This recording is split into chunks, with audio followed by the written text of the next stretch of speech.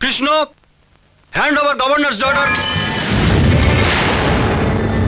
না তো কিন্তু আমি অ্যারেস্ট করতে বাধ্য হব।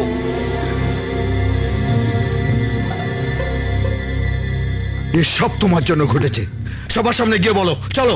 ছাড়ো আমাকে, আমি তোমাকে ভালোবাসি। আমি তো কোনো অন্যায় করিনি। আমি তোমাকে স্বামী হিসেবে মেনে নিয়েছি। হতে পারে, কিন্তু আমি তোমাকে কোনোদিন স্ত্রী হিসেবে মানিনি। চলো। অ্যারেস্ট করো।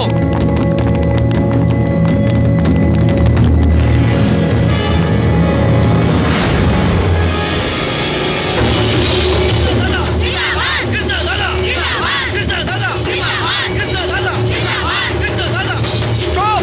Stop!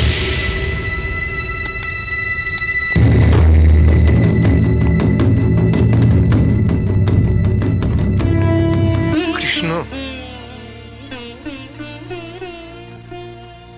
এ কি করলে সূর্যনারায়ণ? তুমি শত্রুর সামনে হাত জোর করে দাঁড়িয়ে আছো? না না, এ আমার শত্রু নয়, একজন সত্যিকারের মানুষ। এর সম্পর্কে তোমাকে আর আমি কি বলবো?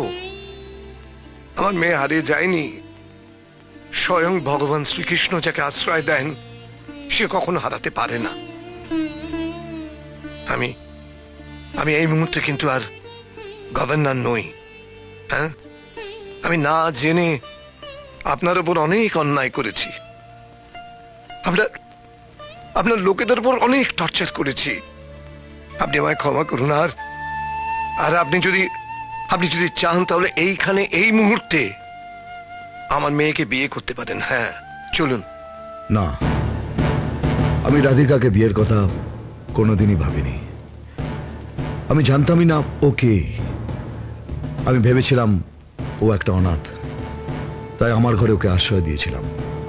আর আজই জানতে পারলাম যে ও আমাকে ভালোবাসে। ও যদি সত্যি আপনাকে ভালোবাসে, আপনাকে বিয়ে করতে চায়, তাহলে আপনি আজই এখনই ওকে বিয়ে করুন, প্লিজ। ক্ষমা করুন, আমি অঞ্জলির বিয়ে না দিয়ে নিজের বিয়ের কথা ভাবতেই পারি না। প্রথমে আমাকে আমার দায়িত্ব পালন করতে দিন।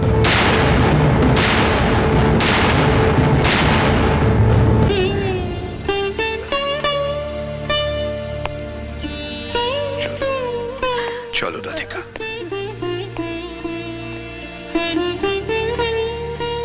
দাদা, কি ব্যাপার প্রকাশ? অঞ্জলির জন্য যদি আপনার বিয়ে আটকে থাকে, তাহলে আমি অঞ্জলিকে বিয়ে করতে রাজি আছি। আপনি আমাকে ক্ষমা করবেন। আমি অঞ্জলিকে ভালোবাসি। এতদিন ভয় আমি বলতে পারিনি। অঞ্জলিও আমাকে ভালোবাসে।